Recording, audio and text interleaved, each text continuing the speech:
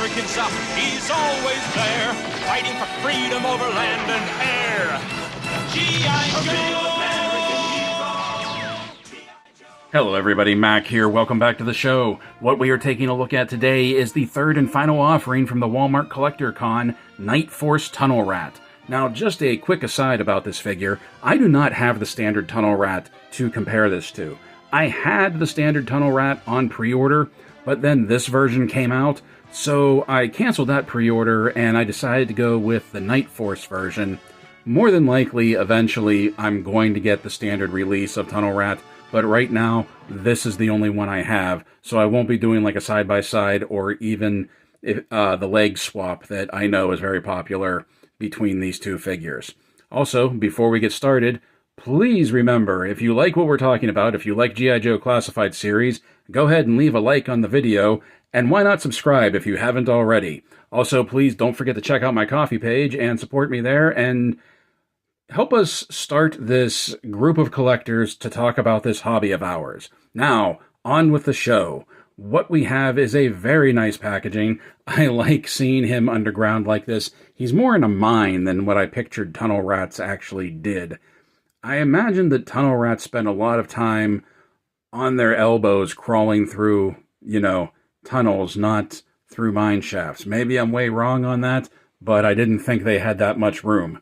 We have a nice image of him, artist's image of him right here. Once again, all of the accessories that he comes with. On the side, we have that image again. On this side, we have the QR code, 107 in the line. On the back, a real nice shot of the character, of the figure, of all of the accessories that he comes with, and some highlights for the figure that we'll take a look at once we get this open. And speaking of getting this open, let's just do that now.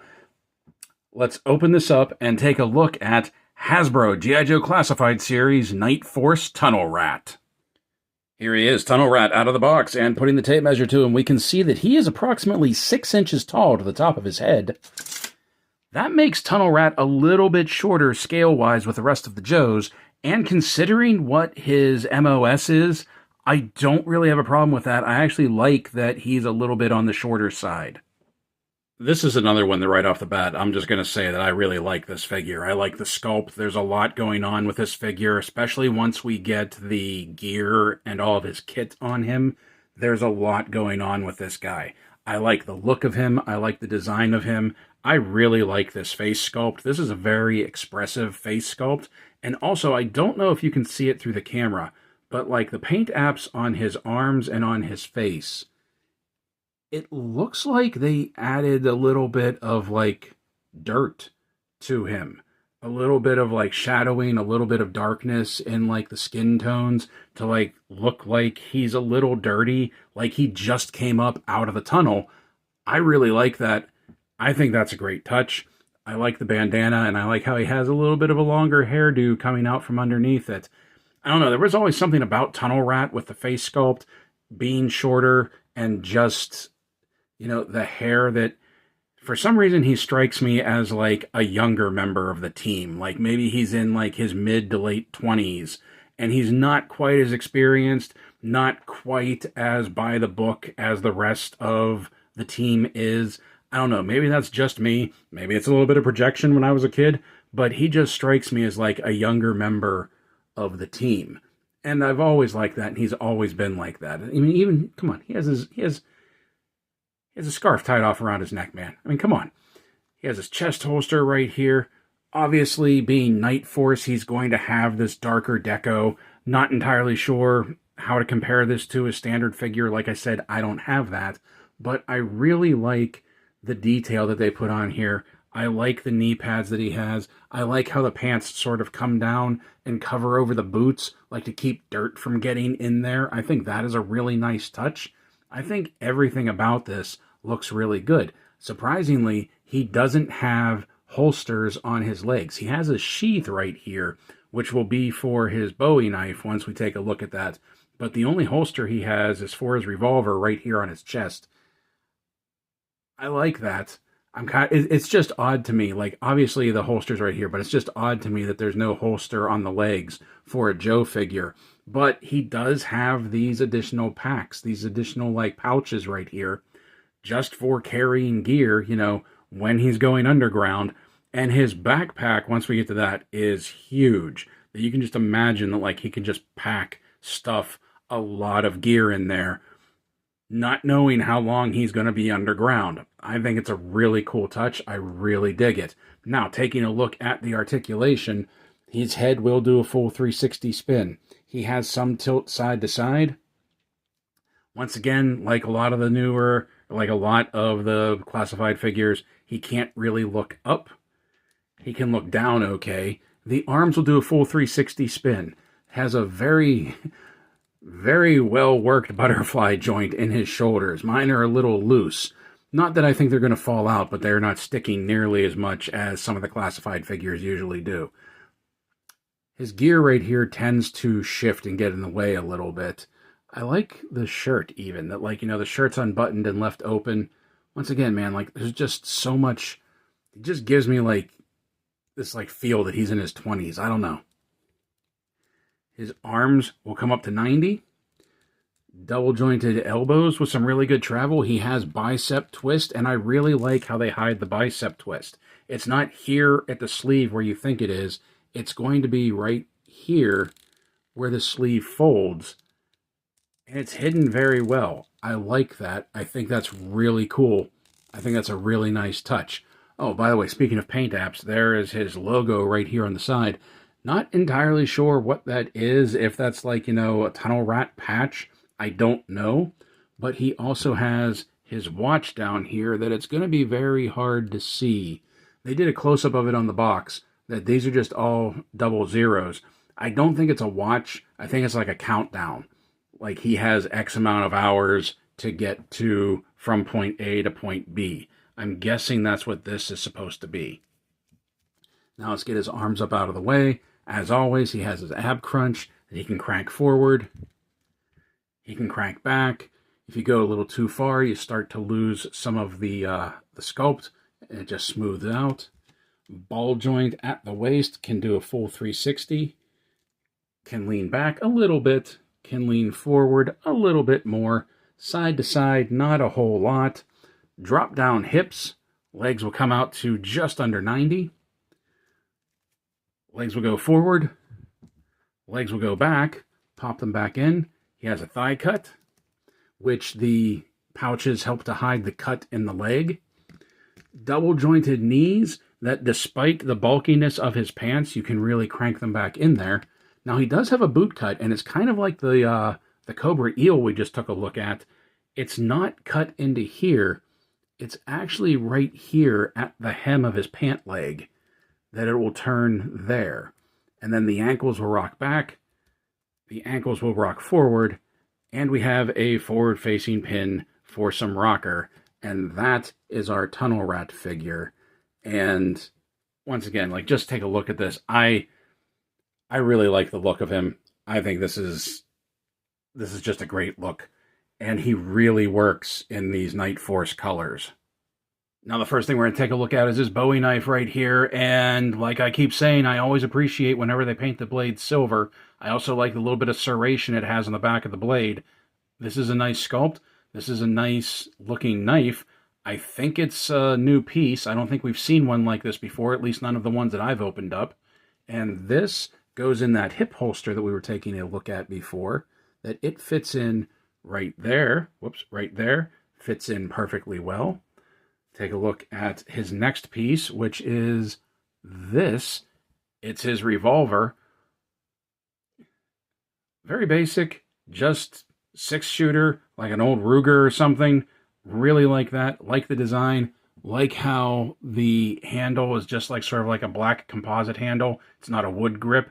I like the color of it. I like the sculpt of it. It always amazes me how they can get so much detail onto something so small like this. And this fits in his chest holster right there like that. Whoop, like that. That fits in there very secure. I think I did that off camera. Let me do that again. That it just fits in like that. Looks good. I love how it just hangs off the front right there. I think that looks great. Now, something else that he has is this big Horking backpack. And this thing, it may not look that big now, but once we get it on him, wow, does this thing have some heft to it.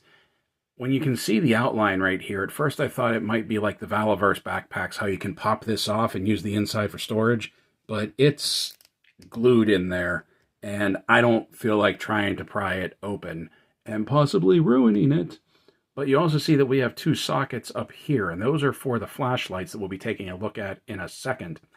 But I like the sculpt once again. I like the detail. There's some canvas texturing on here that does like have, you know, like that rigid feeling, that ribbed feeling that like canvas has. I like that. And now we pop that onto his back. Now this is flat. It's not going to conform to the curve of his back. And at first I was kind of upset about that, but then once you see all of the other gear you have, or he has, I think you understand why it's just a flat piece. And that fits on very well, but man, is it heavy. You can see it adds some mass, some serious mass to his back. Amazingly enough, it doesn't really weigh him back, though. Now, what goes in those sockets are these military flashlights with, like, the night filter on them. And he has two of these, and they can fit in those sockets. But if you want, he can also hold them in his hand. His hands are a little stiff right now. He can either hold them in his hand, or he has two. They'll just fit right in there, like over the shoulder lights. And that, I think, is where I'm going to store them most of the time. Like so. Turn them out a little. And there you go. I can't remember if the vintage figure had the over-the-shoulder lights or not. I do remember that the vintage figure had this huge Horkin backpack.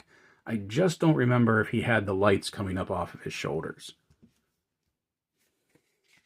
Now let's dig around in here. The other thing that he has for... Oh, let's take a look at this first. No, let's not take a look at that first. Let's take a look at his headgear first. Because the other thing that he has for viewing things in the dark is this headgear right here for when he's, like, you know, going through the tunnels. It just fits over top of his head. The band has to stretch a little bit. And there you go. Looks like Sam Fisher from Splinter Cell. I think that's pretty cool. I like that. I have to adjust it a little bit to get it to line up. There we go. There's that. What else do we have in here? Okay.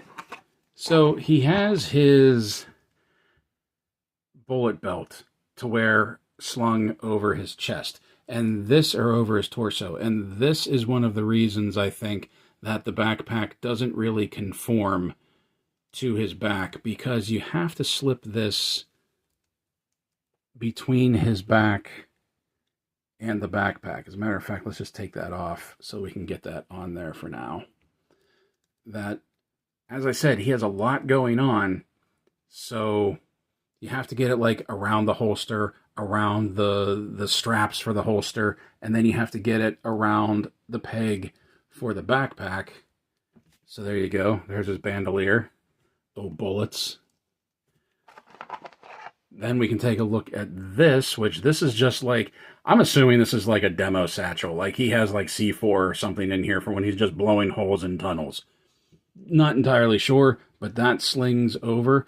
You'll notice that it has this pre-bent strap right here.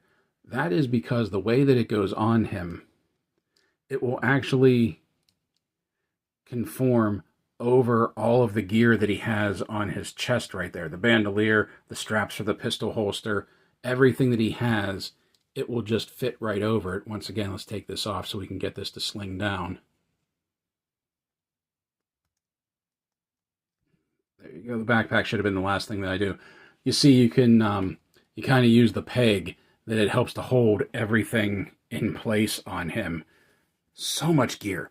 Now here comes the piece that I've always been confused about, even when I was a kid, that he's toting around this big belt fed. I'm kind of surprised about that because I thought somebody in his line of work would have something more compact, something, less this. Now, this isn't an M60. Let me show you. This is Roadblock's M60 right here. You can see there's a difference in the size. You can see there's a difference in the design. I think this is an M30 right here. I'm not entirely sure about that, but I think this is an M30. Don't know why he's toting it. Also, don't know why he has the scope on it. A machine gun like this with a scope, from what I understand, this is pretty much useless at this point. Now, once again, I've never ran with the Tunnel Rats. I've heard stories about the Tunnel Rats because actually a guy that I used to work with in Nam, he would tell me stories about when he ran with the Tunnel Rats. But, I don't know. I don't picture them carrying anything like this. If I am wrong, you can see there's a little bit of a bend in there. If I am wrong, please let me know in the comments below. Also, let me know what this is. Like I said, I think this is an M30. Not entirely sure. The ammo box is removable, like it is for most of the belt feds that we've had in the classified line. I like that the rounds are silver. The copper gives it like a more authentic look right there, but I think the silver makes them stand out more. Or the Nightforce guys just packing silver bullets. And this does fit into his hand very well. His hands are a little stiff, at least on mine, that I kind of have to get them to work open a little bit. But there we go. Pack fell off.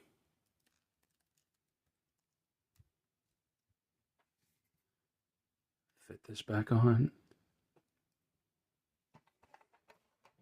And there is our fully decked out Tunnel Rat. He has a lot of gear. He has a lot going on. Don't get me wrong. I think he looks good. I'm just confused about the belt fed. I feel like he should have something smaller, like even something like maybe like a Heckler, MP5, HK MP5, or something like that. Not this. Let me know if you know different in the comments below. In my confusion of why he has a belt fed, a couple of things I forgot to point out with this, that even though I don't understand why there's a scope on it, I do like how the end of the scope is painted red with like that night filter on it. Nothing on the backside, just up front, which I appreciate that touch to it. And also the bipod does swing down so that he can get into those prone, gunning positions. And it does, like, post on its own. And now for size comparison, here he is beside fellow Nightforce members Wolf Spider and Shooter. Here he is beside the Valaverse Action Force Warpath Eclipse and the BotCon exclusive Locust Trooper. Here he is beside Hasbro Marvel Legends Genis Vell and Psylocke from the Nimrod 3-pack. Here he is beside Lanyard Toys City Hunter Predator and Xenomorph Drone. Here he is beside Jazzware's Spartan Collection Master Chief and Mark IV Spartan. And finally, here he is beside NECA Toys Dungeons & Dragons Warduke and Grimsword. But of all the lineups, of all the comparisons, this right here is the one that I care about the most. This is our Nightforce so far, and I think we have a great lineup for this unit going on. There is diversity and depth in their specialties. Each member brings something new to the table. Yes, I know looking at this lineup, there's one that I added in on my own, but hey, guess what? They're my toys. I can do what I want. And we know we're getting at least 2 more members for this team. We got Ripcord and Crazy Legs coming with the Dragonfly. That's only going to make this team bigger and better. I'm willing to bet we haven't seen the last of Nightforce figures. I know in the vintage line that Lowlight was a member of the Nightforce. I don't think they're going to make him a member because you got Shooter, and she kind of takes the role that Lowlight would fill. So I don't think there's going to be 2 snipers on the team. But I'm just surprised at how much I'm digging this. When I was a kid, I wasn't really into Nightforce for some reason. My things were Python Patrol and Tiger Force. And I have only opened some of my Python Patrol figures, and I don't think I've opened any of my Tiger Force figures yet. But my Nightforce team, for some reason, that's the one that I'm really honing in on and I'm really focusing on. and I think this is just looking fantastic.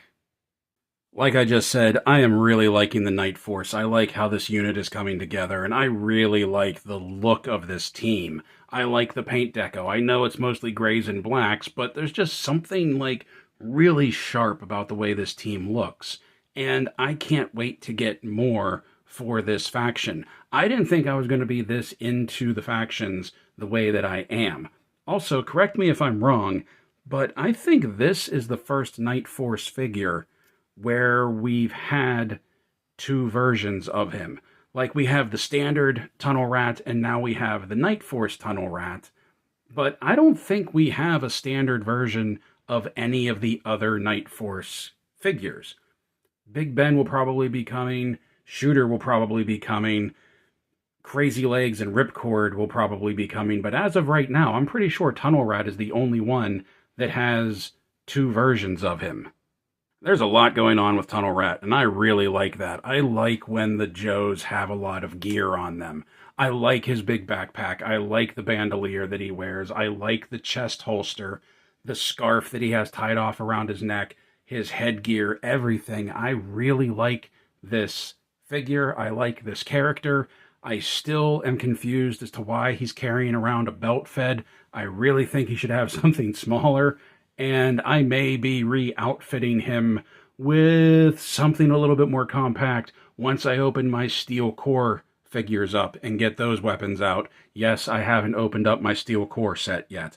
Things that I really like about this is, like I said, he looks young for some reason. I don't know why, but he just always seemed like the kid of the team to me. And I don't mean that in a bad way. But also, just the look on his face, especially in classified form. The look on his face, what he does for a living, what he does in the military, there's also something very, very dangerous about him. And I like that. It's like this quiet danger about him. Like, I don't know.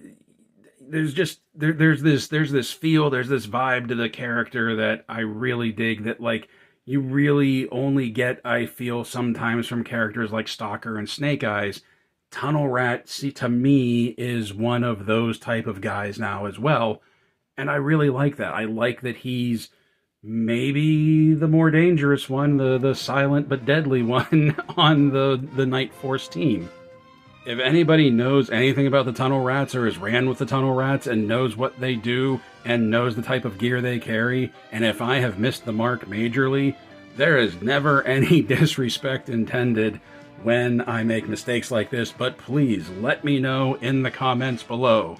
And until next time, my friends, play well, stay safe, stay healthy, and as always, thank you for watching.